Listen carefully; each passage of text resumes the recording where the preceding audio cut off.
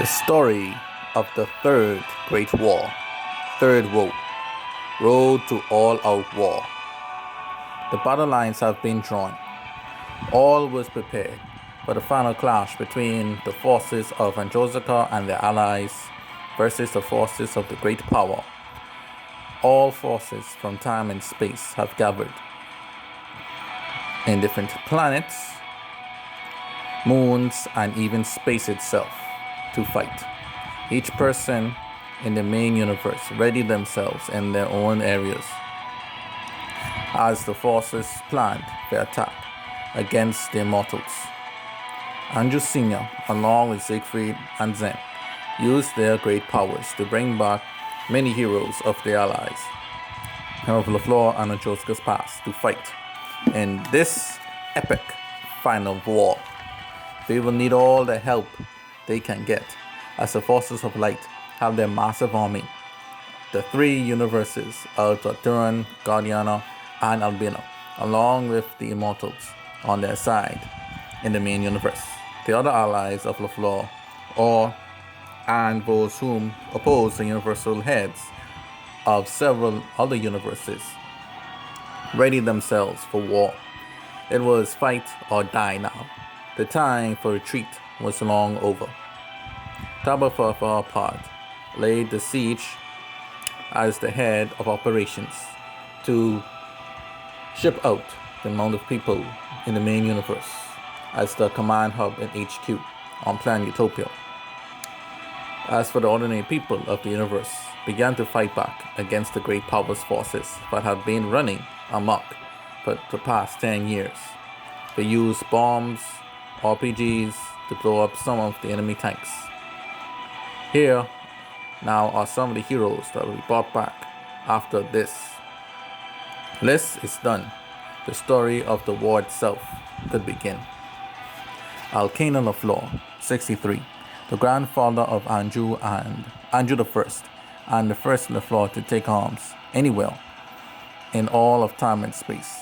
He fought against the tyranny of Insurmanica, although he would later lose to a united Builderon and Insurn force. Alcina and his late wife Maria would pave the way for Andrew and the birth of Androsica. Gerald, 47, the drunken uncle of Andrew the First. He fought alongside his nephew during the early days of this current universe, when the LaFleurs were fighting the Insurn. This was prior to the 1,000-year empire. J.S. LaFleur, 31, the son of Athena LaFleur, who held the emblem and ruled the universe after the single planet era.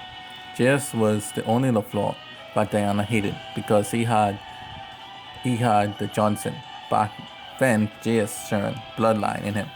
Diana hated Johnson of J.S. for slaying her love at the time, King Lantian, and later herself during her Navy days in the LaFleur Pincolo J.S. War. J.S. LaFleur would make peace with the help of his mother, with the Pupu Nunu nomad people, and thus he married their King Juju daughter, Sophia.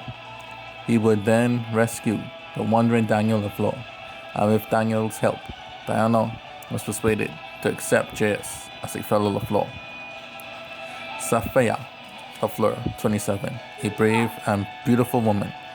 She is the queen of the Pupununu people and wife of J.S. LaFleur. Andrew Nagin LaFleur III, 31.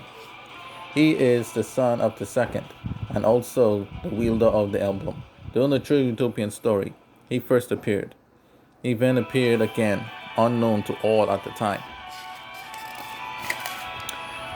During the time when the new dimensional plane, where he worked with Bashan to defeat Mukantazen. Justin, 40, the master of the weapon twin axes. He was one of the brave warriors that died willingly to held back Chevalier, so the third can fight Mukantazen. Now he is back to fight even harder for LaFleur now. Andrea LaFleur, 31. Getting back to the utopian story. or Andrea. She is the sister of Andrew III, and she married, at the time, an ally of LaFleur's, a guardian hero. They would have a child named Imani. Andrea is very playful and fun to be around. Sarah LaFleur, age 30, the warrior queen and wife of the third Andrew. She is the mother of the fourth and grandmother of Boa and the great-grandmother of David. She was key in bringing warrior blood into these key LaFleur figures, whom saved the universe times over. Andrew Nankin LaFleur IV, the last to hold the Andrew name. He was more of an administrative ruler, just like his grandson David would be during the Utopian story. However, he would come again to aid his grand-aunt, the Golden Goddess, in leading her navy against the Jayas and King Kalu. After the aunt's defeat, he went to start a family of his own. Here is where Boa was born. Imani LaFleur, age 30, the only guardian LaFleur and the first LaFleur to have Enchant blood. He is a giant of a man, and he takes after his father, as he loves to fight. He was one of the last LaFleurs born during the true Utopian story timeline.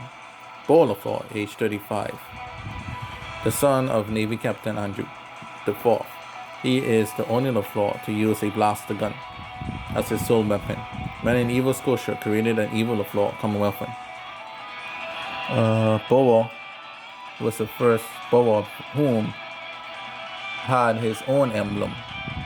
The evil common weapon LaFleur whom had his own emblem.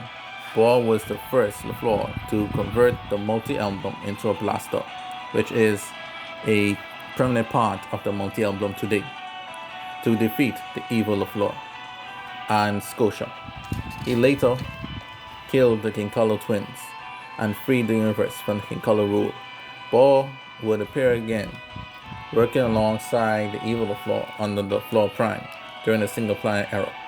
Princeton LaFleur, age 27, the last descendant of David LaFleur, whom was the longest living LaFleur of all, from the Evil Hand era to Tammy, the mother of Samaritan, and her girls, to the prelude to the First Great War.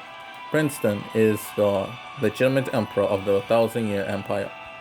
With his floating androids with him, he hopes to prove to the universe that he was taken away from, but he has what it takes to rule. Slade and Hormouse, these two warriors of the LaFleur during the Single Planet era, now they're back. Slade with his spear and Hall with his giant floating hands are ready for battle. Here ends the list of great LaFleur heroes.